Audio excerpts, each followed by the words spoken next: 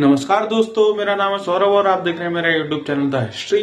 तो आज हम जिनके बारे में बात करने जा रहे हैं, उन्होंने अपने जीवन में बहुत संघर्ष किया और बहुत सारी मुसीबतों का उनको सामना करना पड़ा, फिर भी उन्होंने हार नहीं मानी और आज इस देश का कानून व्यवस्था सिर्फ उन्हीं की वजह से जीवित है और उन्हीं के बनाए कानून इस देश में लागू हुए आज तक। तो हम बात कर रहे हैं डॉक्टर भीमराव अंबेडकर के बारे में। डॉक्टर भीमराव अंबेडकर का जन्म मऊ नगर, जो मध्य प्रदेश में स्थित है, जिसे अब अंबेडकर नगर के नाम से भी जाना जाता है, वहां हुआ था। इनके पिताजी का नाम रामजी मालोजी सकपाल था तथा माता का नाम भीमाबाई था। क्योंकि उनका जन्म एक हरिजन यानी कि एक दलित परिवार में हुआ था, तो इसी वजह से उनको पढ़ने का अधिकार नहीं था। छुआछूत उस समय बहुत ज्यादा थी, यहाँ तक कि वो जहां से सब लोग पानी पीते थे वहां से पानी पीने तक का अधिकार नहीं था उनको। तो उनके मन में पढ़ने की इच्छा थी। ये इच्छा उन्होंने अपने पिताजी से जाहिर की। उनके पिताजी ने वहां के महाराज, जो समय वहां के महाराजा थे, सयाजी राव गायकवाड़, उनसे जाहिर की। तो सयाजी राव गायकवाड़ के द्वारा उनको स्कूल में एडमिशन मिला।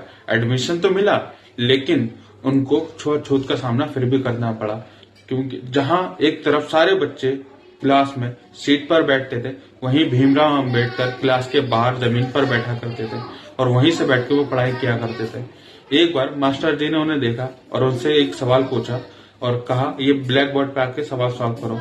जैसे ही भीमराव अंबेडकर जी ब्लैक बोर्ड के पास गए, सभी बच्चों ने हल्ला काट दिया। तो सारे बच्चे ब्लैक बोर्ड की तरफ भागे और अपने बस्ते और अपने टिफिन वहां से हटाने लगे। मतलब उन बच्चों को भीमराव जी के परछाई तक से दिक्कत थी, छूने की तो बहुत दूर की बात है। तो ये किस हद तक एक बच्चे की मानसिक स्थिति खराब कर सकती है, सोच सकते हो आप। इतना कुछ होने के बावजूद भीमराव अंबेडकर अपने गोल पे फोकस किए और उन्होंने पढ़ाई लिखाई करके इस देश को बदला, इस देश की तस्वीर को बदला और इंडिया का नाम पूरी दुनिया में रोशन किया। और उनके द्वारा ही लिखी गई एक पुस्तक द प्रॉब्लम ऑफ रूपी से ही आरबीआई चलती है आज के टाइम में भी। और उन्होंने भारतीय संविधान लिखा। इसके अलावा उनके पास 32 प्रकार की डिग्रियां थी। तो ये सच में एक बहुत बड़ी बात है और आज भी सड़क से लेकर संसद भवन तक इनकी चर्चा होती है। आज भी ये चर्चा का विषय बने हुए हैं और छुआछूत के कारण उन्होंने सनातन धर्म छोड़ के बौद्ध धर्म अपनाया। उनकी पहली पत्नी रमाबाई अंबेडकर से उनके 5 पुत्र थे। 5 पुत्रों में से 4 पुत्रों की मृत्यु हो गई, क्योंकि उन्हें सही से इलाज नहीं मिल पाया था उनकी निम्न जाति होने के कारण। इतना कुछ होने के बावजूद अंबेडकर जी ने जो संविधान लिखा, उसमें सबको बराबर हक दिलाने की बात कही।